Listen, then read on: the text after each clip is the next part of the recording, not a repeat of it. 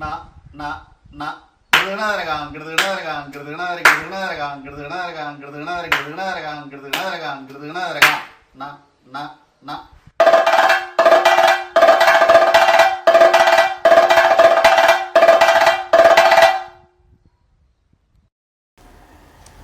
ഈ അലങ്കാരങ്ങളൊക്കെ കുറിച്ചൊക്കെ പറഞ്ഞല്ലോ. ഇപ്പോൾ മറ്റേ ഇന്നതൊക്കെ അലങ്കാരം അതുണ്ട്, പക്ഷെ ഇത് ഇതിൽ പറയുന്നില്ല.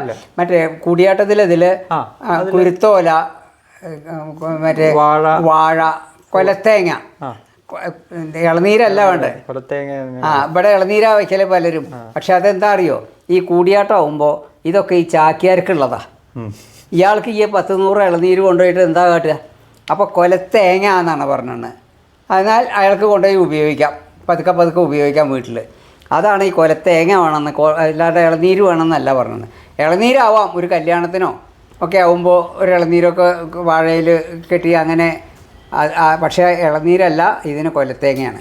പക്ഷേ ഇന്നിപ്പോൾ ഈ അലങ്കാരങ്ങൾക്ക് പകരമായിട്ട് ഇന്നത്തെ ഈ പറയുന്ന ആധുനിക വേദിയിൽ ഈ പ്രകാശത്തിൻ്റെ ഒരു അതിപ്രസരം എന്നൊക്കെ പറഞ്ഞിട്ട് ധാരാളം ഇന്നും ചർച്ചകൾ നടക്കുന്നുണ്ട്. അത്ര വേണം, ചിലർ പറയും ഇത്ര പോരാ എന്നൊക്കെ പറയാറുണ്ട്.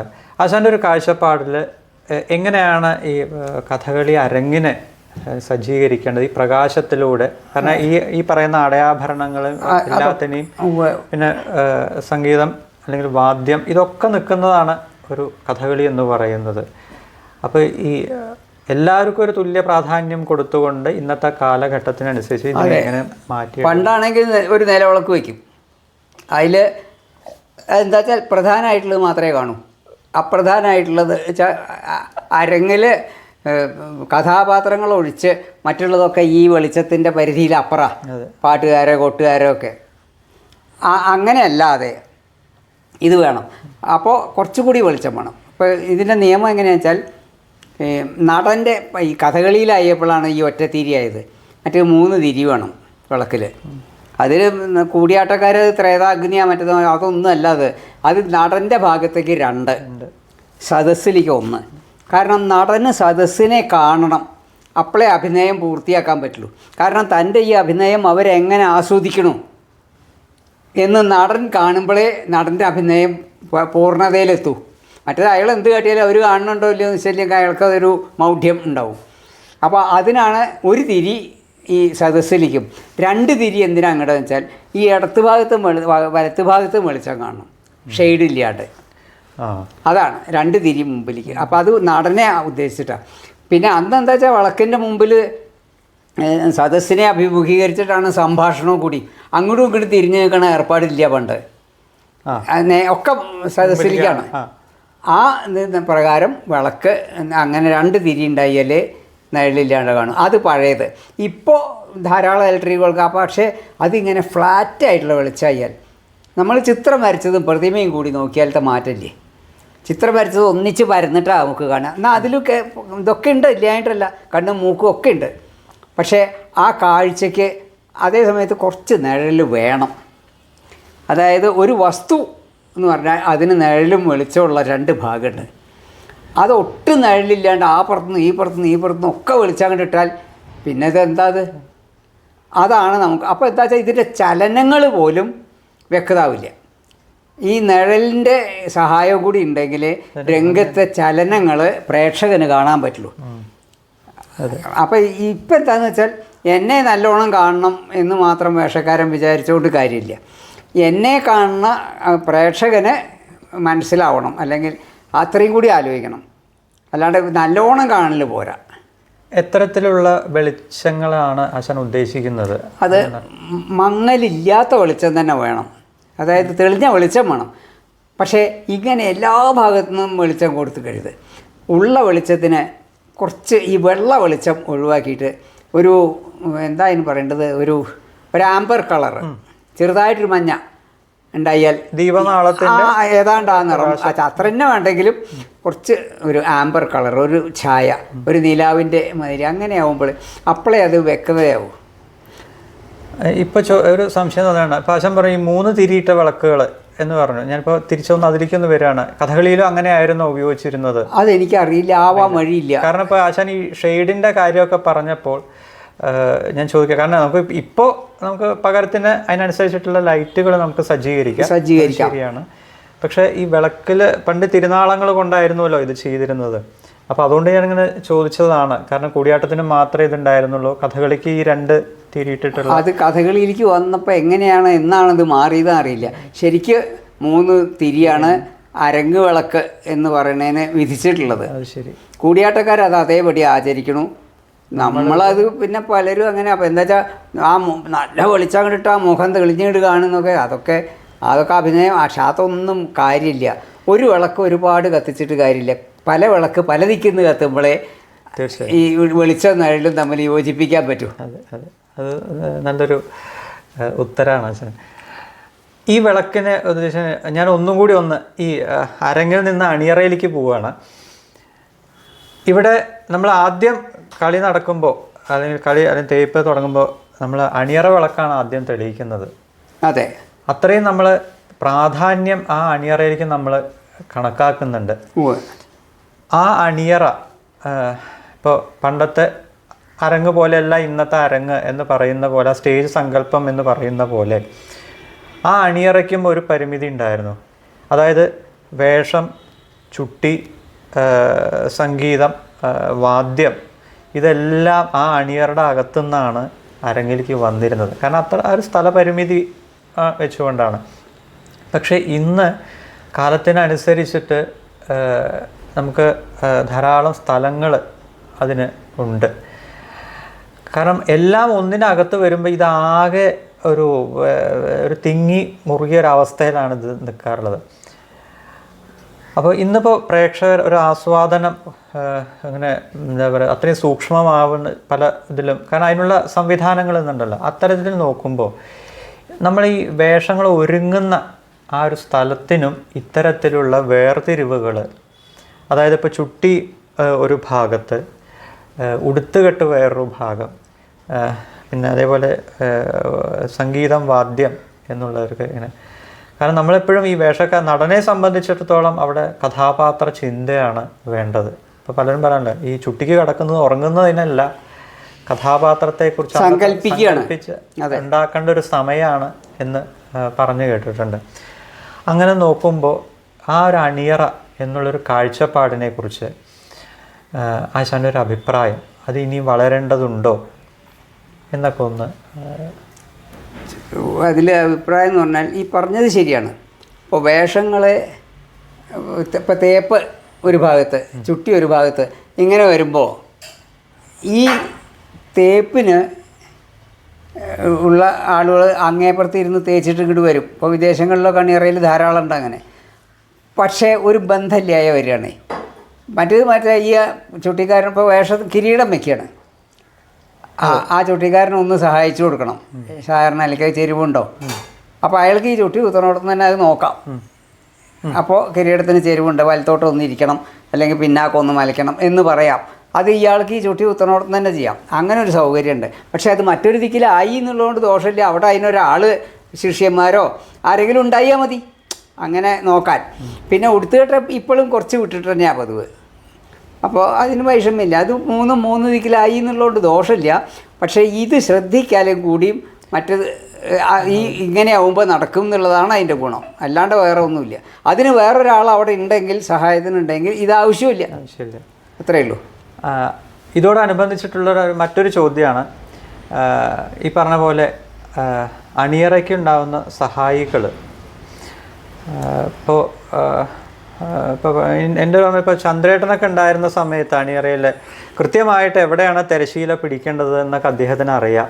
അതൊന്നും പറഞ്ഞു കൊടുക്കേണ്ട കാര്യമില്ല എന്നൊക്കെ അത് അനുഭവത്തിൽ കണ്ടിട്ടുമുണ്ട് എൻ്റെ. പക്ഷേ ഇന്നിപ്പോൾ അങ്ങനെയല്ല, ധാരാളം കളികളുണ്ട്. അപ്പോൾ അണിയറക്കാരെ കിട്ടാനുള്ള ബുദ്ധിമുട്ടുകൾ കൊണ്ട് ചിലപ്പോൾ അവിടുന്ന് ആരെങ്കിലും ആക്കുന്നവരുണ്ട്. അപ്പോൾ ഇതൊക്കെ ഈ രംഗവേദിയെ അല്ലെങ്കിൽ ആ രംഗത്തെ അല്ലെങ്കിൽ ആ ഒരു അതെ പെർഫോമൻസിനെ നല്ലോണം ബാധിക്കാറുണ്ട്. പ്രത്യേകിച്ച് ഇപ്പോൾ ഈ കൃമീരവധത്തിൽ സൂര്യൻ പ്രത്യക്ഷപ്പെടുമ്പോൾ, അല്ലെങ്കിൽ സുഭദ്രാരണത്തിലെ വിവാഹ രംഗങ്ങൾ, തിരശീല പിടിക്കണം അല്ലെങ്കിൽ മേൽക്കെട്ടി പിടിക്കണം, ഇതിനൊക്കെ. അപ്പോൾ ഇത്തരത്തിലുള്ള ആൾക്കാർ വരുന്ന സമയത്ത് അവർക്ക് കൂടുതൽ പരിശീലനങ്ങൾ കൊടുക്കേണ്ടത് ഇനി ഇവിടുന്ന് അങ്ങോട്ടുള്ളൊരു കഥകളിയുടെ വളർച്ചയ്ക്ക് അനിവാര്യമായിട്ടുള്ള അതെ ഒരു കാര്യം, അല്ലെങ്കിൽ ഇതിന്റെ ഒരു ശരിക്ക് പറഞ്ഞാൽ മൂല്യം നഷ്ടപ്പെടില്ല. ഈ പരിശീലനം സ്ഥിരമായിട്ട് ഒരാളെ വിളിക്കുകയാണെങ്കിൽ ഇത് വരില്ല. അതെ. ഇപ്പം എന്താ പറ്റുന്നത് വെച്ചാൽ കിട്ടിയവരെ വിളിക്കുക. അപ്പോൾ ഒക്കെ എന്നും ഇവിടെ വന്നു കൂടുന്നത് പരിചയമില്ലാത്തവരാവും. സ്ഥിരമായിട്ട് അണിയറയിൽ ഒരേ ആളിൽ പരിചയിച്ചാൽ അതിന് പ്രത്യേകം പരിശീലനം ആവശ്യമില്ല. അതന്നെ പരിശീലനമാണ്. പിന്നെ ഒരേ ക്രിയ മാത്രമല്ലാതെ മാറി മാറി ചെയ്യും. ഇപ്പോൾ ഉടുത്ത് കെട്ടിക്കുന്ന ആളെ എന്നും ഉടുത്ത് കെട്ടിക്കലാണ് അയാളുടെ പണി. അതുപോലെ തിരശ്ശീല പിടിക്കുന്ന ആൾ തിരശ്ശീല. അപ്പോൾ ആ തിരശ്ശീല പിടിക്കുന്ന ആളൊന്ന് മാറിയാലൊക്കെ തകരാറാവും. അപ്പോൾ സ്ഥിരമായിട്ട് ഒന്നും ചെയ്യാതെ എല്ലാ ദിക്കിലും സഹകരിക്കത്തക്ക വിധത്തിൽ സ്ഥിരമായിട്ട് അണിയറയിൽ കുറച്ച് ആളുകൾ അവരെ സ്ഥിരമായിട്ട്, അതാണെങ്കിൽ ഈ വൈഷമ്യം വരില്ല. ഇപ്പം ചന്ദ്രനൊക്കെ പറ്റിയിട്ടുള്ളത് എന്താണെന്ന് വെച്ചാൽ ചന്ദ്രൻ്റെ അച്ഛൻ തിരശ്ശീലക്കാരനായിരുന്നു കോട്ടയ്ക്കിൽ. ആ ഒരു പാരമ്പര്യം, പിന്നെ അച്ഛൻ്റെ കൂടെ പോയിട്ടുള്ള പാരമ്പര്യം, പിന്നെ കലാമണ്ഡലത്തിലേക്ക് കോട്ടയ്ക്ക് നിന്ന് പോകുന്ന കലാമണ്ഡലത്തിൽ ചേർന്നു. അപ്പോഴേക്ക് ചന്ദ്രന് നല്ലോണം ആയിട്ടുണ്ട്. എന്നിട്ടാണ് ചന്ദ്രനെ കലാമണ്ഡലത്തിലെടുത്തത്. അപ്പോൾ അതൊക്കെയാണ് അതിൻ്റെ വ്യത്യാസങ്ങൾ. അപ്പോൾ അത് സ്ഥിര പരിചയം കൊണ്ട് കിട്ടുന്നതാണ്, അല്ലാതെ അതിന് അഭ്യാസം എന്നല്ല പറയേണ്ടത്, അല്ല പരിചയം. അപ്പോൾ അതിന് ഏറ്റവും വേണ്ടത് ഒരു ആളെ സെലക്ട് ചെയ്താൽ കഴിയുന്നത്ര അയാളെ കൊണ്ട് ചെയ്യിപ്പിക്കുക. അപ്പോൾ അയാൾക്ക് ഒരു പരിചയം സ്വയം ഉണ്ടാവും. അതാണ്. പിന്നെ മറ്റുള്ള പാട്ടക്കഥയോ ഇതിനെപ്പറ്റി ഒരു ഗ്രഹീത ഉണ്ടാവണോ ഒക്കെ നല്ലതാണ്. കാരണം ഇപ്പോൾ ഒരു വേഷം തിരശ്ശീല പിടിച്ചു, ഇപ്പോൾ കത്തി വേഷമാണ്, ഇത്തിരി ആട്ടമുണ്ട്, തിരശ്ശീല വെച്ചു. ഈ ആട്ടം കഴിഞ്ഞാൽ അവൻ അറിയണം. അതെ. അപ്പോഴല്ലേ തിരശ്ശീല പൊക്കാൻ പറ്റും. പണ്ട് ഇത് പൊക്കല്ല, രണ്ടാമത് കൊടുത്ത് പിടിക്കുക. അതിൻ്റെ വൃത്തികേട് വിചാരിച്ചിട്ട് അപ്പോൾ അത് നിലത്ത് വയ്ക്കലാക്കിയത്. അപ്പോൾ അതൊക്കെ ഈ പരിചയം കൊണ്ട് ഉണ്ടാവേണ്ടതാണ്. അത് സ്ഥിരമായിട്ടുള്ള ആളിലാവും. ഇത് ആളുകൾ മാറുന്നുണ്ട് പലപ്പോഴും. കുറച്ച് ദിവസം കഴിഞ്ഞാൽ ആ ആൾ മാറും, അല്ലെങ്കിൽ വേറൊരു കളിക്ക് പോകുമ്പോൾ വേറൊരാൾ. അപ്പോൾ ഒരു കളിയോഗത്തിൽ സ്ഥിരമായിട്ടൊരാളാണെങ്കിൽ തന്നെ അത് ശരിയാവും. ഇന്നും നടന്നുകൊണ്ടിരിക്കുന്ന കാര്യങ്ങളാണ് ഇതൊക്കെ. ഇപ്പോൾ 4-ാം ദിവസത്തിലെ ബാഹുകൻ ഇനി പാചകശാലയിലേക്ക് പുറപ്പെടുക തന്നെ എന്ന് പറഞ്ഞിട്ട് അങ്ങോട്ട് അവിടെ ഇരട്ടിവട്ടം കൊട്ടി ഇങ്ങനെ പിന്നിലേക്ക് പോകുന്ന, വീണ്ടും തിരിഞ്ഞ് കയറുകയാണ്. അപ്പോഴേക്കും അവിടെ തിരശ്ശീലക്കാർ അല്ലെങ്കിൽ ഈ തിരശ്ശീലം കൊണ്ട് അവിടെ ഓടി വരുന്നത് ഇന്നും അത് അവർക്ക് അറിയില്ലല്ലോ. അവിടെ തിരശ്ശീല പിടിക്കേണ്ട രംഗത്തേക്ക് വീണ്ടും വരികയാണ്. എന്തായാലും പറയുക, മാറുക. അരങ്ങത്തു നിന്ന് മാറണേ ഉള്ളൂ, പോണില്ല. അങ്ങനെയല്ലേ അതിന് പറയുക, മാറുക എന്നല്ലേ? അതെ. അപ്പോൾ ആ ഒരു അവസരത്തിൽ തിരശ്ശീല പിടിക്കേണ്ടെന്ന് അയാൾ 2 പ്രാവശ്യം കഴിഞ്ഞാൽ അയാൾക്ക് മനസ്സിലാവും അത് ഇന്നലെ പിടിച്ചവനാവില്ല എന്ന്. അപ്പോൾ അങ്ങനെ വരുന്ന വ്യത്യാസങ്ങളും ഉണ്ടെന്ന് പറയുക. ഒന്ന് പരിശീലിക്കുന്നത് നല്ലതാണ്. എന്തിനായാലും ആ തൊഴിലുമായിട്ട് ഒന്ന് ഇണങ്ങി ചേർന്ന് പരിശീലനം നല്ലതാണ്. പക്ഷെ ഇതിൻ്റെ ഇടയിൽ ചോദിക്കാൻ അതൊന്ന് വിട്ടുപോയൊരു കാര്യം എന്ന് പറയുന്നത്, ഇപ്പോൾ ഈ വടക്കൻ തെക്കൻ സമ്പ്രദായങ്ങൾ പറഞ്ഞു, അതിന് നമ്മൾ വേഷങ്ങളുടെ കാര്യങ്ങൾ, അതായത് അടയാഭരണങ്ങളുടെ കാര്യം പറഞ്ഞു. ചുട്ടിയിൽ അത്തരത്തിലുള്ള വല്ല മാറ്റങ്ങളും സത്യത്തിലില്ല. ഇല്ല, ഒന്ന് തന്നെ. ഇതിനെല്ലാം ഒന്ന് തന്നെ. ഇപ്പോൾ ഞാൻ പറയാം, ഇപ്പോൾ കിരീടം, തോൾപ്പൂട്ട് അല്ലെങ്കിൽ തോട, ഇതൊക്കെ എണ്ണങ്ങളൊന്നു തന്നെയാണ്. പിന്നെ അതിൻ്റെ രൂപവ്യത്യാസം അതെന്താ വെച്ചാൽ അതാത് പ്രദേശത്തുള്ള പണിക്കാരുടെ ഇതിൽ വരണതേ ഉള്ളൂ.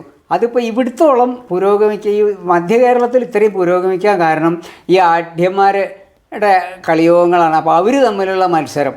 അപ്പോൾ അതുകൊണ്ട് അതിനെ കേമാക്കാവുന്നത് അത്ര അവർ പണം ചിലവാക്കാൻ അവർക്ക് മടിയില്ല. മറ്റവർക്ക് ഉപജീവനമാർഗ്ഗമാണ്. ഒരു കളിയോഗം ഉണ്ടെങ്കിൽ അയാൾ അതുകൊണ്ട് ജീവിക്കുകയാണ്. അപ്പോൾ അതിന് കുറച്ച് കുറയും, അത്രയേ ഉള്ളൂ. അല്ലാണ്ട് ഇതിന് ഒരു മാറ്റവും ഇല്ല. പക്ഷേ ഈ കഥകളിയിലെ പോലെ തന്നെ കലാമണ്ഡലം എന്ന് വെച്ചാൽ ഒരു കാലഘട്ടത്തിൽ ഇപ്പോൾ സൂപ്രണ്ടിൻ്റെ ആ ഒരു ഇടപെടലിലൂടെയൊക്കെ ധാരാളം ലോക സഞ്ചാരികളെന്നോ അല്ലെങ്കിൽ ഇത് ഈ കലാരൂപങ്ങളെ അറിയാനായിട്ട് വന്ന കുറേ വ്യക്തികളുണ്ട്. കാരണം കലാമണ്ഡലത്തിനെ കുറിച്ചിട്ട് പറയുമ്പോൾ അവരുടെ ചില പേരുകൾ ഇതിൽ ചേർത്ത് വെക്കേണ്ടത്, അല്ലെങ്കിൽ അവരെ മാറ്റി നിർത്താൻ ഒരിക്കലും പറ്റാത്ത വിധത്തിൽ, അതെ, അങ്ങനെ കുറേ ധാരാളം അങ്ങനെയുള്ള വിദേശികൾ ധാരാളമുണ്ട്. ഇപ്പോൾ പഴയ കലാമണ്ഡലത്തിൻ്റെ സ്റ്റേജ് ഒക്കെ ചെയ്തിരുന്ന ഇപ്പോൾ ബെറ്റി ട്രൂജോ,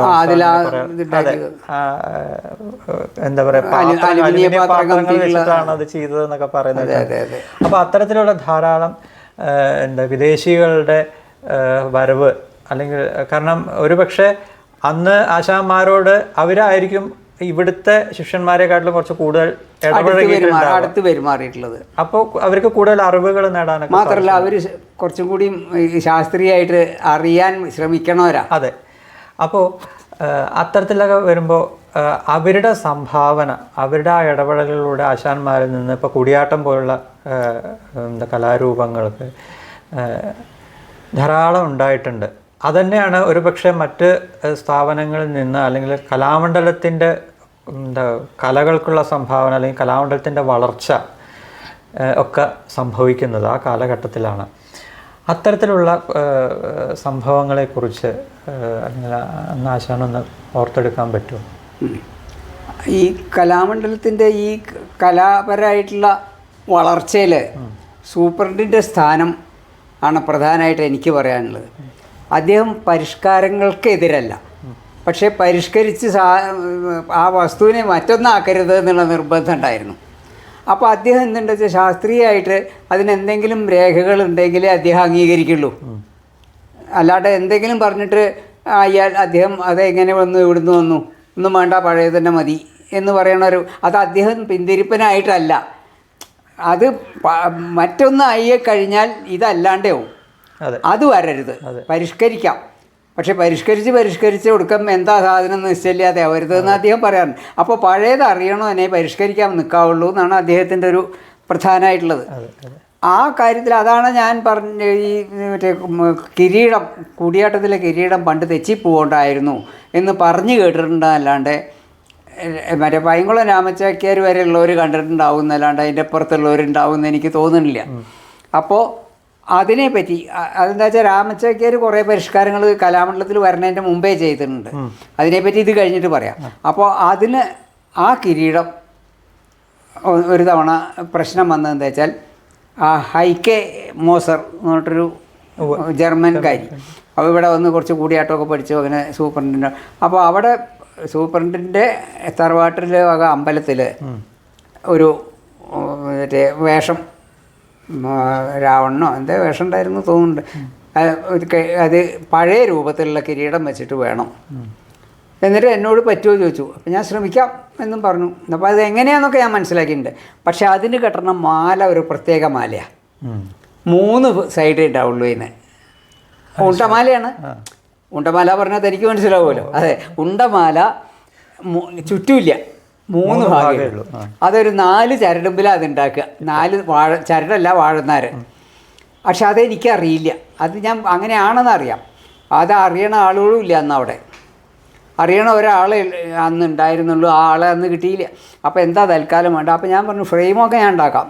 കേശഭാരം മുളയുടെ അല്ലെങ്കിൽ ചെറുതായിട്ട് നമ്മുടെ തൊപ്പി കൊടുക്കയുള്ള മാതിരി കനം കുറച്ച് അല്ലെങ്കിൽ ചെത്തി അതൊക്കെ ചെയ്തിട്ട് അപ്പോൾ സൂപ്രണ്ട് പറഞ്ഞു മാല അവിടുത്തെ കഴകക്കാരെ കൊണ്ട് അവിടെ കെട്ടിക്കാം.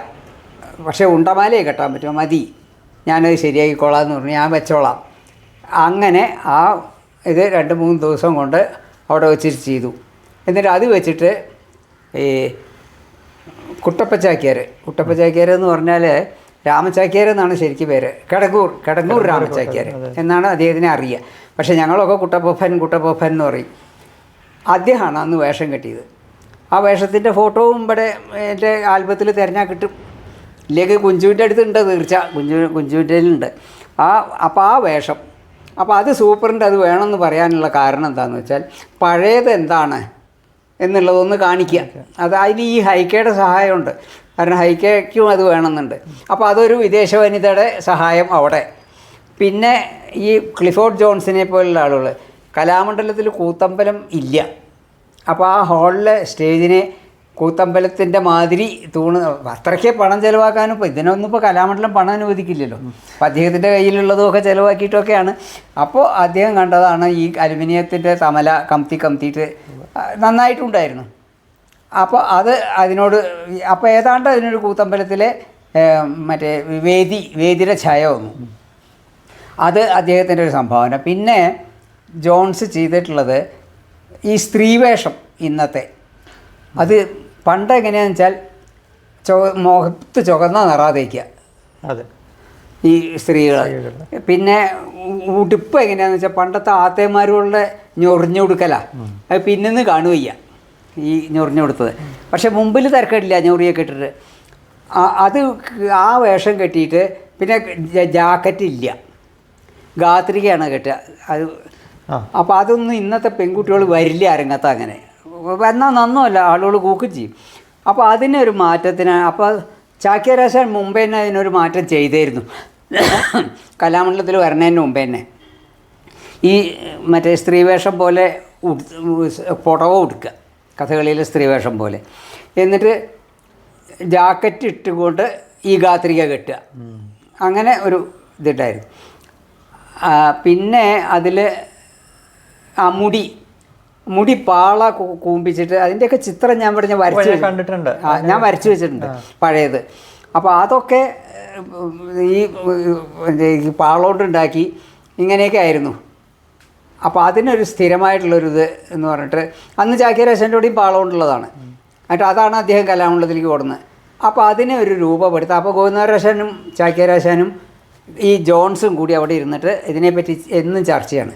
ഞാൻ ക്ലാസ്സിൽ ഇരിക്കുന്നുണ്ടാവും, ഞാൻ വിദ്യാർത്ഥിയാണല്ലോ, അപ്പോൾ അവിടെ ഉണ്ടാവും. അപ്പോൾ ഈ ചർച്ചയുടെ ഇടയിലാണ് അതിനകത്ത് ഒരു രൂപം.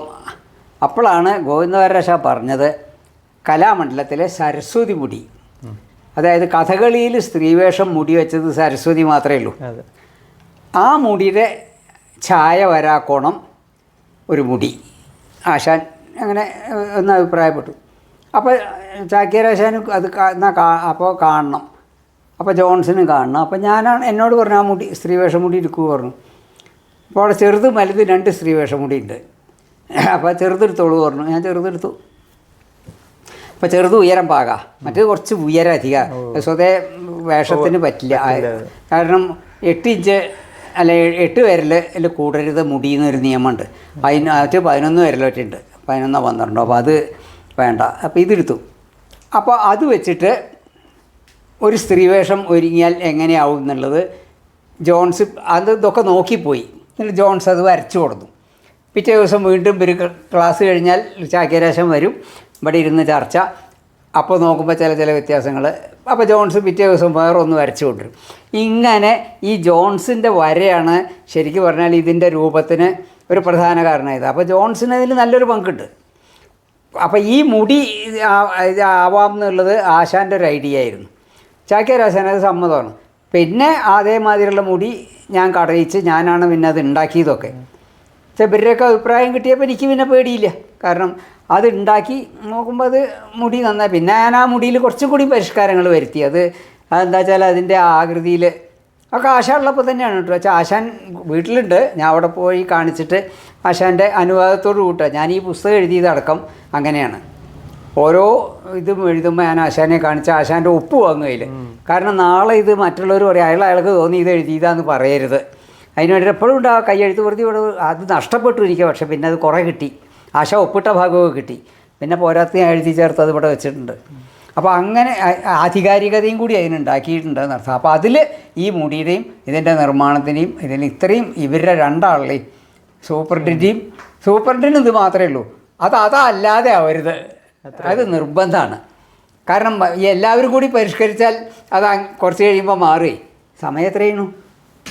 12:45. അത് കേട്ടുമല്ലേ, അത് നോക്കി, അത് സാരില്ല. പക്ഷെ ആ ഒരു മുടിയിൽ ഒരു നാഗപടം പെട്ടെന്ന് ആകർഷിക്കുക അത് തന്നെയാണ്. അതെന്തെങ്കിലും ഒരു സങ്കല്പത്തിൽ ചെയ്തതാണോ, എന്തെങ്കിലും ഉദ്ദേശങ്ങൾ ഉണ്ടായിരുന്നു? ചെയ്തതല്ല. പക്ഷെ നാഗപടം ആ മുടിയിമ്പിൽ, പഴയ മുടിയിമ്പിലുണ്ട്. അതെങ്ങനെയാ വെച്ചാൽ പാളോണ്ടാണ് മുടി കോട്ടിയിട്ടൊക്കെയാണ് ഉണ്ടാക്കുകയെങ്കിലും അതുമ്പിലേക്ക് വേണ്ട വെള്ളിപ്പൂക്കൾ, നാഗപടം, അതുപോലെ കുറച്ച് സാധനങ്ങൾ കുറുനിരയില്ല. അതിന് പകരം നാഗപടത്തിൻ്റെ ഒരു മാലയാണ് നെറ്റിയുമ്പോൾ കിട്ടുക. ഇതൊക്കെ നങ്ങ്യാരമ്മയുടെ കയ്യിലുണ്ടാവും.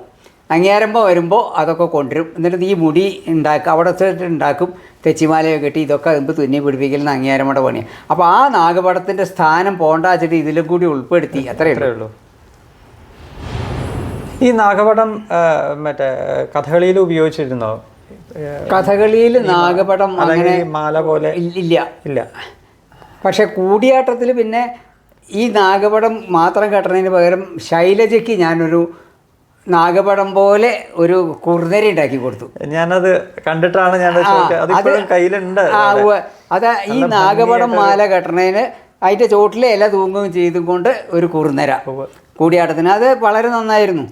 അതിപ്പോഴും ഞാൻ അങ്ങനെയാണ് അതിനെ കുറിച്ചിട്ട് ഞാൻ മനസ്സിലാക്കിയത്. അത് പണ്ടൊരു ഇങ്ങനെ നാഗപടം മാത്രം കോർത്തിട്ടൊരു മാലയായിട്ട് കെട്ടുക. അപ്പോൾ അതിന് ഈ അലുക്ക് അതിന് പകരം കുറുനരയാക്കിയത് ചാക്യാരാശാനും ഗോവിന്ദരാശാനും കൂട്ടുക. അപ്പോൾ എനിക്ക് തോന്നി ഈ നാഗപടം എന്തിനാണ് കളയണത്, അത് ഉൾപ്പെടുത്തിക്കൊണ്ട് ഈ കുറുനര ആയിക്കൂടെ. അപ്പോൾ ശൈലജ അത് ഉണ്ടാക്കാൻ തയ്യാറുമായി. അപ്പോൾ അതങ്ങനെ ഉണ്ടാക്കി. അങ്ങനെയാണ് അതുണ്ടായത്. അപ്പോൾ പഴയത് കളയാതെ അതിൽ മറ്റതും കൂടി ഉൾപ്പെടുത്തിക്കൊണ്ട് ഉണ്ടാക്കിയതാണത്. ഒരു ചോദ്യം കൂടി ചേച്ചേട്ടാ, ഞാൻ ഇപ്പം ഈ ഉടുത്തുകെട്ടിൻ്റെ വളർച്ച എന്ന് പറയുന്ന പോലെ, കാരണം നമ്മൾ സമയമെടുത്ത് ചെയ്യേണ്ട ഒരു ഭാഗമാണ് ഈ ചുട്ടി തേപ്പ് പോലെ തന്നെ ഈ ചുട്ടി നമ്മുടെ മുഖത്ത് പിടിപ്പിക്കൽ. ഇന്നത്തെ ഈ തിരക്ക് പിടിച്ച കാലഘട്ടത്തിൽ പല വേദികളിലും പോകുമ്പോൾ പെട്ടെന്ന് വേണം എന്ന് പറഞ്ഞ് ധൃതി കൂട്ടുന്നത് കണ്ടിട്ടുണ്ട്. അപ്പോൾ അതിനനുസരിച്ച് ചിലവർ ഇപ്പോൾ ചുട്ടി നമ്മൾ റെഡിമെയ്ഡായിട്ട് ഉണ്ടാക്കി കൊടുക്കേണ്ട അവസ്ഥ വരെ, അല്ലെങ്കിൽ അത് വെച്ച് കെട്ടി ഇതാവുന്നത് കണ്ടിട്ടുണ്ട്. ഇത്തരത്തിലുള്ള മാറ്റങ്ങൾ ഇനി കാലഘട്ടത്തിൽ വരേണ്ടതാണോ, അല്ല ഇതിനെ എങ്ങനെ നമ്മൾക്ക് ഇതിൻ്റെ സമയം ദൈർഘ്യം കുറച്ച് കൊണ്ടുവരാൻ പറ്റും എന്നുള്ളതിനെ കുറിച്ചിട്ടൊക്കെ ആലോചിച്ചിട്ടുണ്ടോ? ഇപ്പോൾ ഉള്ളതിലേറെ സമയം ഈ ഇതിന് കുറയ്ക്കാൻ പറ്റില്ല. പിന്നെ ഇങ്ങനെ വരുന്ന ആവശ്യങ്ങൾക്ക് ഇപ്പം ഞാൻ തന്നെ ചെയ്തിട്ടുണ്ട്. ഞാൻ ആദ്യം ഇതുണ്ടാക്കി കൊടുത്തത് MPSനാണ്. ശരി, അവിടെ സൂക്ഷിച്ചിട്ടുണ്ട് MPS അലമാറിയിൽ ഇപ്പോഴും ഈ ചുട്ടി. അതിന് ശേഷം പിന്നെ ജോണിന് 1-2 ഉണ്ടാക്കി കൊടുത്തു. അത് നിവൃത്തിയില്ലാത്തൊരു ഘട്ടത്തിൽ, കാരണം ഒരു ചുട്ടിക്കാരൻ അവർ സകല ആളും കൂടി എന്നോട് ചീത്ത പറയാൻ നിന്നു. കാരണം ഒരു ചുട്ടിക്കാരൻ്റെ അവസരം കളയുകയാണ്. ഞാൻ പറഞ്ഞു അങ്ങനെ ഒരു അവസരം കളയുന്നില്ല. അതുപോലെ ഒരു നമ്മുടെ രാമചാക്യാർക്ക് ഒരു കത്തി ചുട്ടിയും ഇതും ഒക്കെ ഉണ്ടാക്കി കൊടുത്തു. അത് വെറുതെ പതിച്ചാൽ മതി മുഖത്ത് അങ്ങനെ. പക്ഷേ അതൊക്കെ 1-2 പരിപാടിക്കൊക്കെ പറ്റും, അല്ലാതെ സ്ഥിരമായിട്ട് പറ്റില്ല. പിന്നെ അതും ഉണ്ടാക്കി കൊടുക്കണമെങ്കിൽ ആര് വേണം? ചുട്ടിക്കാരൻ. അതാണ്. പക്ഷേ ഈ ചുട്ടിക്കാരനെ ഈ യാത്ര ചിലവൊന്നും ഒഴിവാക്കാമെന്ന് പറഞ്ഞിട്ട് അതിന് എന്നോട് കുറേ ആൾ ചുണ്ടിയെടുത്തു. പക്ഷെ ഞാനതല്ല, ഞാൻ അവരുടെയും ആലോചിക്കേണ്ടത്. അവർക്ക് ഈ ഒരു പരിപാടിയോ 2 പരിപാടിയോ അതിന് എത്ര ആളെ കൊണ്ടുപോകും. അപ്പോൾ അവരുടെ ഇതും കൂടി ആലോചിച്ചാൽ അപ്പോൾ ചിലപ്പോൾ അങ്ങനെ ചെയ്യേണ്ടി വരും. അത് സ്വതേ അങ്ങനെ വേണച്ചിട്ട് ചെയ്തതല്ല, നിവൃത്തിയില്ലായിട്ട് പറ്റിയതാണ്. പക്ഷേ ഉണ്ടാക്കി കൊടുത്തിട്ടുണ്ട്. അപ്പോൾ ചിലപ്പോൾ അങ്ങനെയൊക്കെ വേണ്ടി അതൊക്കെ ചില സാഹചര്യത്തിൽ അങ്ങനെ ചെയ്യണമെന്നല്ലാതെ അതെ. പിന്നെ അതുമല്ല, ഇത്രയും വേഷങ്ങൾക്കൊന്നും പറ്റില്ല. ഇപ്പോൾ മഹാഭാരതം കളിക്കണു, ഈ വേഷങ്ങൾക്കൊക്കെ ഇത് ഒരു തവണയ്ക്കാവാം. പക്ഷേ ഇതൊക്കെ ഇവിടുന്ന് ഉണ്ടാക്കാനും സമയം വേണേ. ഇപ്പോൾ ചുട്ടി കുത്തണ സമയം പോരാ ഈ ചുട്ടി ഉണ്ടാക്കാൻ. ഇതിന് 2 ദിവസം പിടിക്കും. ഈ 2 ദിവസത്തെ കൂലി എനിക്ക് തരുമോ? അപ്പോൾ ഏതാ ലാഭം? അങ്ങനെയൊക്കെ ആലോചിച്ചാൽ പലതും വ്യത്യാസം. പക്ഷേ ചില സൗകര്യങ്ങൾക്ക് ചില സാഹചര്യത്തിൽ അങ്ങനെ ചെയ്യേണ്ടി വരുന്നു മാത്രം. അതിന് തെറ്റില്ല. പക്ഷേ ഇത് മറ്റേ മസ്ലിൻ തുണി ഇന്ത്യയിൽ ഉണ്ടാക്കണ മസ്ലിൻ തുണിയുടെ ചിലവ് വിചാരിച്ചിട്ട് ബ്രിട്ടനിൽ നിന്ന് കൊണ്ടുവരുന്ന മറ്റേ തുണികൾ ഇവിടെ ചിലവില്ലാണ്ട് വന്നപ്പോൾ ഈ മസിലിൻ ഉണ്ടാക്കണവരെയൊക്കെ തള്ളവരിൽ മുറിച്ച് കളഞ്ഞു അത്രേ ബ്രിട്ടീഷുകാർ. അതെന്താ വെച്ചാൽ ഈ നഖത്തുമ്പിൽ തുളയുണ്ടാക്കിയിട്ട് അവരിത് നെയ്യണതേ. ഇതിന് പാവിടണം, അത്ര നൈസായിട്ടുള്ള നൂല. അപ്പോൾ അവരുടെ മിൽ തുണിയോട് ഇവിടെ ചിലവാകാതെ വരണേനാ ഈ പണിക്കാരെയൊക്കെ തള്ളവരിൽ മുറിച്ച് കളഞ്ഞു എന്നൊരു കഥ കേട്ടിട്ടുണ്ട്. ആ മട്ടിൽ ഇത് ഉണ്ടാക്കി കൊടുക്കുന്നവരെയൊക്കെ വിരൽ മുറിക്കുകയൊക്കെ പറഞ്ഞാൽ അതൊന്നും വേണ്ടെന്നില്ല. പക്ഷേ ഇതിപ്പോൾ ഈ പണ്ട് താജ്മഹൽ ഉണ്ടാക്കിയിട്ട് അയാളുടെ വിരൽ മുറിച്ച് കളഞ്ഞു എന്ന് പറയുന്ന പോലെ അങ്ങനെ പലതും ഉണ്ട്. അതൊക്കെ ഒന്നും പറഞ്ഞിട്ട് കാര്യമില്ല. പക്ഷേ ചിലപ്പോൾ ചില സാഹചര്യത്തിൽ ചെയ്യാമെന്നല്ലാതെ സാധാരണ നിലയ്ക്ക് അത് പ്രാവർത്തികമാക്കാൻ ഞെരുക്കാണ്. മാത്രമല്ല ചില കാര്യങ്ങളിൽ അത് ബുദ്ധിമുട്ട്. ഇപ്പോൾ ഒരാൾക്കുള്ള ചുട്ടി ഉണ്ടാക്കിയാൽ അത് ആ ആൾക്ക് തന്നെ ഉപയോഗിക്കാൻ പറ്റും. വേറൊരാൾക്ക് അത് വേണമെങ്കിൽ പറ്റില്ല. ഇപ്പോൾ പണ്ട് പട്ടിക്കാന്തൊടി ആശാൻ ഉണ്ടാക്കിച്ചു ഇത്ര ഇരുമ്പ്. അത് ടിന്നിൻ്റെയാണ്. അവിടുത്തെ മ്യൂസിയത്തിൽ ഇരുന്നായിരുന്നു അത്, കലാമണ്ഡലത്തിൽ. ഇപ്പോൾ ഉണ്ടോ അറിയില്ല, ടിന്നിൻ്റെ. പക്ഷേ അതെന്താ വെച്ചിട്ടുണ്ടോ, ഈ ചുരുക്കിയ എന്തെങ്കിലുമൊക്കെ ചെയ്താൽ അധികം പഴുതു വരും. അതെ, അങ്ങനെയുള്ള ചില ദോഷം. അപ്പോൾ ഇതാവുമ്പോൾ അത് വരില്ല. പക്ഷേ അത് ആ ആൾക്ക് തന്നെ പറ്റൂ. അപ്പോൾ നാളെ മറ്റൊരാളിലെയാണ് ആ വേഷം എന്ന് വെച്ചാൽ ബുദ്ധിമുട്ടാവും. പിന്നെ ഓരോരുത്തരും അവനവനുള്ള ചുട്ടി ഉണ്ടാക്കി കൊണ്ടെടുക്കുക. 2-3 കളിക്ക് വേണ്ടിയിട്ടൊരു ചുട്ടി ഉണ്ടാക്കി കൊണ്ടെടുക്കാൻ പറ്റുമോ? 4ാമത്തെ ദിവസം ആദ്യം ഈ ചുട്ടിക്കാരനെ വിളിക്കണം തീർച്ചയായിട്ടും. അപ്പോൾ അതുകൊണ്ട് അത് അത്ര പ്രായോഗികമല്ല, ചില സാഹചര്യത്തിൽ വേണ്ടി വരിക, അത്രയേ ഉള്ളൂ. നേരത്തെ ചോദിക്കേണ്ട ഒരു ചോദ്യമായിരുന്നു, അത് അതിൻ്റെ ഇടയിൽ വിട്ടുപോയി. ഈ ദൂതവാക്യത്തിലെ സുദർശനത്തിൻ്റെ ഒരു കിരീടം ആശാൻ രൂപകൽപ്പന ചെയ്തിട്ട് ഈ അടുത്ത കാലത്ത് ചെയ്തു. എന്ന് അത് പറയുന്നത്. ചെയ്തത് സതീശനാണ്. അതെ, അല്ല ആശാനാണ് അതിനൊരു ഞാൻ അതിന്റെ ചിത്രം വരച്ച് വെച്ചിട്ട് അതിനെക്കുറിച്ചിട്ടൊന്ന് ആശാൻ എന്തെങ്കിലും പറയാം. അത് തന്നെയാണ് സൂപ്രണ്ടാണ് ആദ്യം അതിനെപ്പറ്റി പറഞ്ഞത്. ഈ കലാമണ്ഡലത്തിൽ ദൂതവാക്യം അരങ്ങേറുമ്പോൾ അതിൻ്റെ രണ്ടാമത്തെ ഭാഗത്തിലൊക്കെയാണ്, ആദ്യത്തെ ഭാഗമേ അവിടെ ചെയ്തുള്ളൂ, രണ്ടാമത്തെ ഭാഗത്തിൽ സുദർശനം വരുന്നുണ്ട്. അപ്പോൾ അതിനെ എങ്ങനെയാണ് വേണ്ടതെന്ന് ചോദിച്ചു. അപ്പോൾ ഞാൻ പറഞ്ഞു ഞാനൊന്ന് നോക്കട്ടെ, കാരണം എനിക്ക് പൂജയൊന്നും അത്ര അറിയില്ല. പഠിച്ചിട്ടൊക്കെ ഉണ്ട്, പക്ഷേ അത് ആ പഠിക്കലിനെ ഉണ്ടായിട്ടുള്ളൂ, പ്രയോഗിക്കലുണ്ടായിട്ടില്ല. അങ്ങനെ അത് വിട്ടുപോയി. അപ്പോഴേക്ക് കലാമണ്ഡലത്തിൽ ചേർന്ന് വകുപ്പ് മാറി.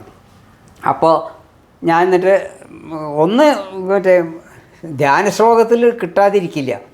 ധ്യാനശ്ലോകം ഞാൻ ആ പുസ്തകം വാങ്ങി നോക്കി. അപ്പോൾ സുദർശനത്തിൻ്റെ ധ്യാനശ്ലോകം കിട്ടി. ഞാൻ സൂപ്രണ്ടിന് എഴുതി കൊടുത്തു. അപ്പോൾ ഇത് മതി, ഇങ്ങനെ മതി എന്ന് അദ്ദേഹം പറയുകയും ചെയ്തു. പക്ഷെ പിന്നെ അത് ഉണ്ടായില്ല. അപ്പോൾ പിന്നെ എനിക്കത് ചെയ്യേണ്ടി വന്നില്ല.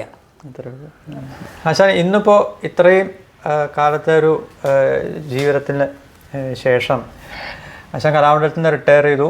എങ്കിലും ആശാൻ ഇതിൽ വീടിൻ്റെ ഉള്ളിലിരുന്നു കൊണ്ട് ഇതിനെക്കുറിച്ച് കൂടുതൽ ചിന്തിച്ചും എഴുതിയിട്ടും ഒക്കെ അങ്ങനെ സമയങ്ങളിങ്ങനെ നീക്കിക്കൊണ്ടിരിക്കുകയാണെന്നറിയാം.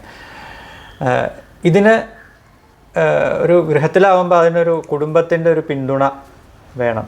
അപ്പോൾ ആ കുടുംബത്തെ ഒന്ന് ആശാൻ ഒന്ന് പരിചയപ്പെടുത്തും. ഇങ്ങനെ കുടുംബം എന്ന് പറഞ്ഞാൽ എൻ്റെ ഭാര്യ ആദ്യം സുഭദ്ര. വഹിക്കണ കാലത്ത് നല്ല കഥകളിയിലത്തെ എല്ലാ സാധനങ്ങളും തുന്നും. അത് ശരി. കുപ്പായവും മറ്റേ എല്ലാ സാധനവും തുന്നും. എല്ലാ കുപ്പായങ്ങളും തുന്നും. വെള്ളത്താടി കുപ്പായം അടക്കം തുന്നും. അങ്ങനെ ഒരു കാലത്ത് ഉണ്ടായിരുന്നു. കലാമണ്ഡലത്തിലെ ആവശ്യത്തിനുള്ള മുഴുവൻ തുന്നിയായിരുന്നു. പക്ഷേ എന്തെന്ന് വെച്ചാൽ ഞാനതിന് പ്രതിഫലം വാങ്ങാറില്ല. കാരണം പിന്നെ കൊടുക്കാൻ പറയും, ഭാര്യയ്ക്ക് കാശ് കൊടുക്കാൻ ഉണ്ടാക്കാനാന്ന് പറയും നാളെ. അവിടെ അന്നത്തെ കാലം കലാമണ്ഡലം അങ്ങനെ. ഇപ്പോഴത്തെ അല്ല, ഇപ്പോൾ പിന്നെ ഭാര്യയ്ക്കും ഭർത്താവിനും കഴിഞ്ഞിട്ടേ വേറുള്ളവർക്ക് കൊടുക്കുള്ളൂ, അത് വേറെ.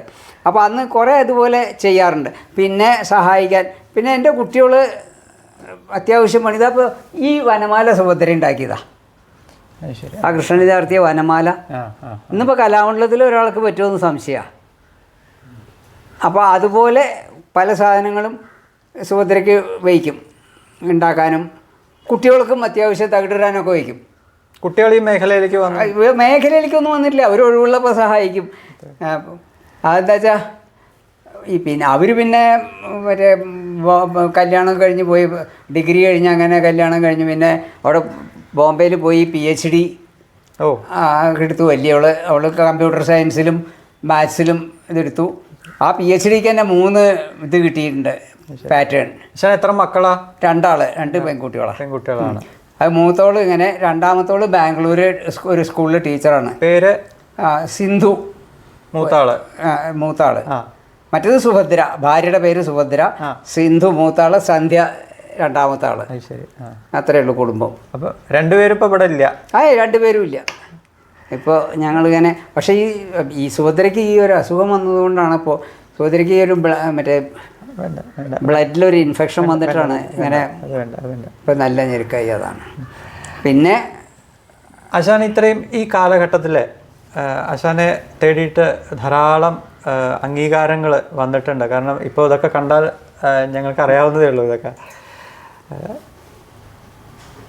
ഇതിനെക്കുറിച്ചിട്ടൊന്ന് പ്രധാന അവാർഡുകളെ പ്രധാനം എന്ന് പറഞ്ഞാൽ ഇപ്പോൾ കലാമണ്ഡലം അവാർഡ് എനിക്ക് 2ാമതേ കിട്ടിയിട്ടുള്ളൂ.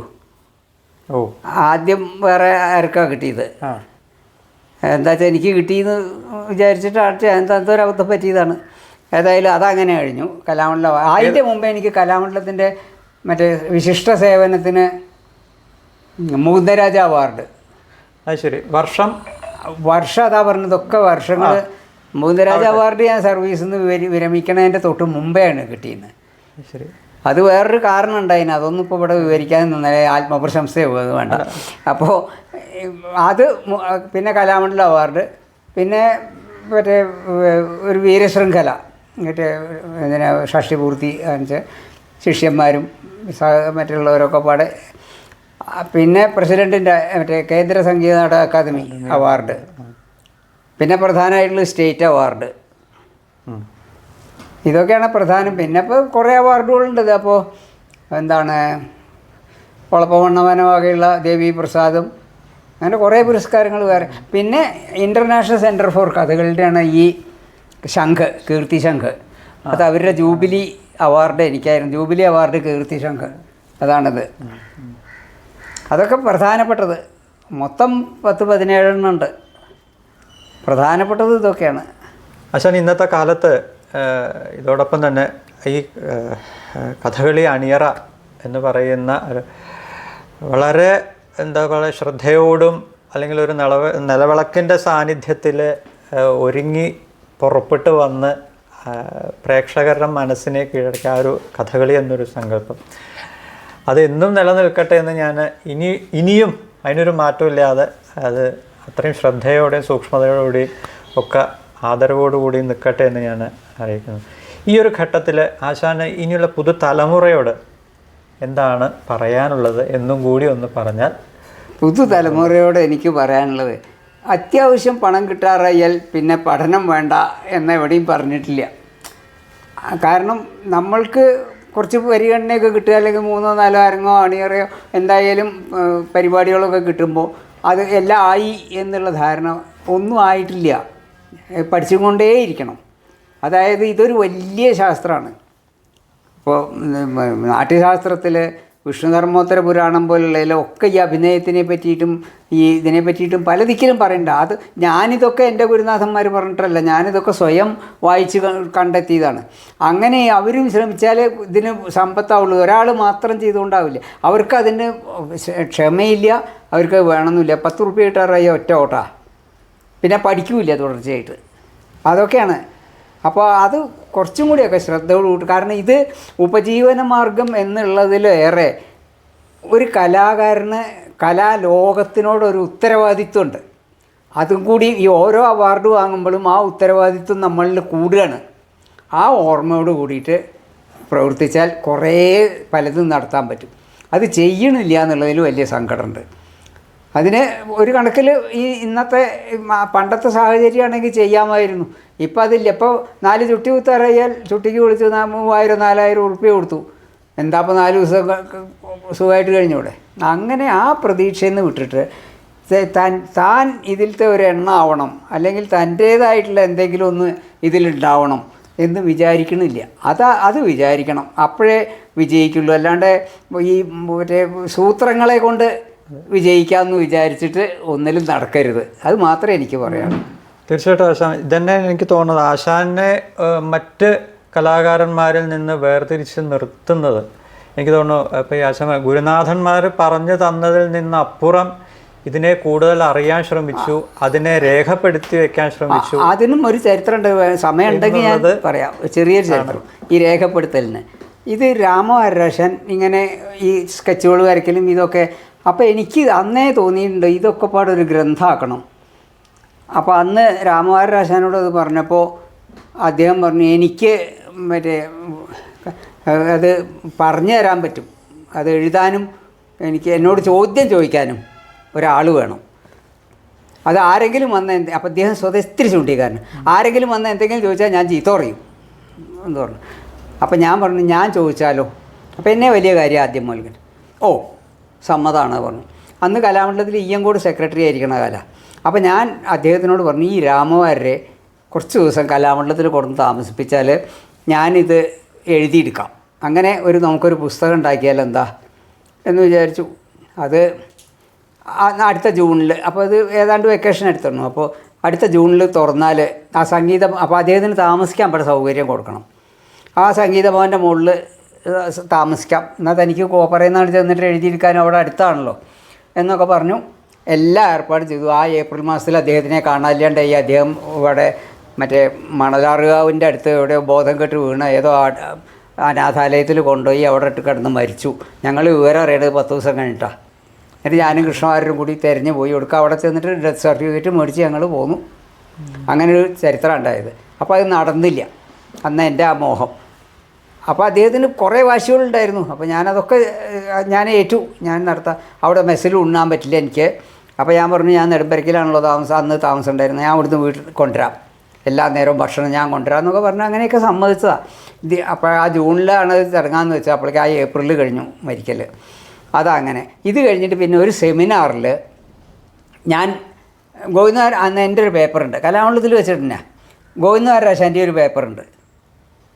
അപ്പോൾ ആശാൻ്റെ പേപ്പർ കഴിഞ്ഞിട്ട് പിന്നെ എൻ്റെ പേപ്പർ കഴിഞ്ഞ്, അപ്പോൾ എൻ്റെ പേപ്പറിൽ ഞാൻ എന്ത് പറഞ്ഞു, ഇതിന് അടിസ്ഥാനമായിട്ട് ആധികാരികമായിട്ട് ഒരു ഗ്രന്ഥം ഇപ്പോഴും ഇല്ല. ഈ ഗുരുപരമ്പരയായിട്ട് ഇങ്ങനെ പറഞ്ഞു കേട്ട് പഠിക്കണ ഇതേ ഉള്ളൂ, അത് എല്ലാവർക്കും നടക്കില്ല. പിന്നെ അത് രേഖപ്പെടുത്തി അപ്പോൾ വയ്ക്കാനുള്ള തൻ്റെ ഇടം ഈ വിദ്യാർത്ഥികൾക്ക് ഉണ്ടാവില്ല. അങ്ങനെ പലതും ഉണ്ട്. അപ്പോൾ അത് ഒന്ന് രേഖപ്പെടുത്തണം എന്ന് വിചാരിച്ചിട്ട് അത് നടന്നില്ല. അത് എന്ന് പറഞ്ഞ് ഞാൻ അത് കഴിഞ്ഞ് സ്റ്റേജിൽ നിന്ന് ഇറങ്ങിയപ്പോൾ ഗോവിന്ദരാശൻ ഈ ഇല്ല എന്ന് പറയുന്ന നേരം എന്തോന്ന് അങ്ങോട്ട് ഉണ്ടാക്കിക്കൂടെ എന്നാൽ എന്ന് വെച്ചിട്ടോട്. അപ്പോൾ ഞാൻ പറഞ്ഞു ആശാൻ സഹായിക്കാമെന്നുണ്ടെങ്കിൽ ഉണ്ടാക്കാം എന്ന് പറഞ്ഞു. എന്നാൽ നാളെയാണ് തുടങ്ങിക്കോളൂ. അങ്ങനെയാണ് ഈ പുസ്തകം എഴുതിയത്. അത് ഓരോന്നും എല്ലാ വെള്ളിയാഴ്ചയും ഞാൻ ആശാനെ പോയി കാണും. കലാമണ്ഡലം വിട്ടാൽ ആശാൻ്റെ അവിടേക്ക് പോവും. ആശാനെ അതേവരെ എഴുതിയത് കാണിക്കും, ആശാൻ്റെ ഒപ്പ് മേടിക്കും. എന്താ വെച്ചാൽ ഇല്ലെങ്കിൽ ഈ മറ്റേ ഇത് പറയും, ആവശ്യമില്ലാത്ത വർത്തമാനം പറയും, അയാൾ കണ്ണി കണ്ടത് എഴുതി ഉണ്ടാക്കിയെന്ന്. അപ്പോൾ അത് കൂടാതെ കഴിക്കാനാണ് അത് മേടിച്ചത്, അത് രേഖപ്പെടുത്തി ഇവിടെ വയ്ക്കാൻ. അങ്ങനെയാണ് ആ ആദ്യത്തെ പുസ്തകം ഉണ്ടാക്കിയത്. പിന്നെ ഉള്ളത് പിന്നെ ഞാൻ അപ്പോഴേക്ക് അദ്ദേഹം മരിച്ചു. പിന്നെ ഞാൻ സ്വയം എഴുതി. പക്ഷെ അതൊന്നും പ്രസിദ്ധീകരിച്ചിട്ടുമില്ല. ഇപ്പോൾ പ്രസിദ്ധീകരിച്ചത് ഇത് മാത്രമേ ഉള്ളൂ. അതെന്നെ കലാമണ്ഡലത്തിൽ കൊടുത്ത് 10 കൊല്ലം കഴിഞ്ഞിട്ടാണ് പ്രസിദ്ധീകരിച്ചത്. 90 കൊടുത്തിട്ട് 2003 പ്രസിദ്ധീകരിച്ചു. അപ്പോഴേക്ക് ഞാൻ റിട്ടയർ ചെയ്ത് പോന്നു. ആശാൻ എന്തായാലും എനിക്ക് തോന്നുന്നു ആശാനെ, അതായത് രാമമോഹൻ ആശാനെ ഈ വക കാര്യങ്ങളൊക്കെ ഒന്ന് രേഖപ്പെടുത്തി വെക്കുന്നതിന് വേണ്ടിയിട്ട് രാമമോഹൻ ആശാൻ്റെ അടുത്തേക്ക് എത്തിച്ചത് ഒരു കാലം തന്നെയായിരുന്നു. തീർച്ചയായിട്ടും എന്ന പോലെ, കാരണം അതുകൊണ്ടാണ് ഇന്നിപ്പോൾ ഇത് ഞങ്ങളുടെ മുമ്പിൽ ഇതൊക്കെ ഇരിക്കുന്നത്. എന്ന പോലെ കാലം വീണ്ടും ആശാനിലെ അല്ലെങ്കിൽ ആശാനെ തേടി ഇത്തരം ഈ കലാകാരന്മാർ ധാരാളം തേടി എത്തട്ടെ, അത് എത്രയും വേഗം തന്നെ നടക്കട്ടെ എന്ന് മാത്രം പ്രാർത്ഥിച്ചുകൊണ്ട് നിർത്തുന്നു. നമസ്കാരം.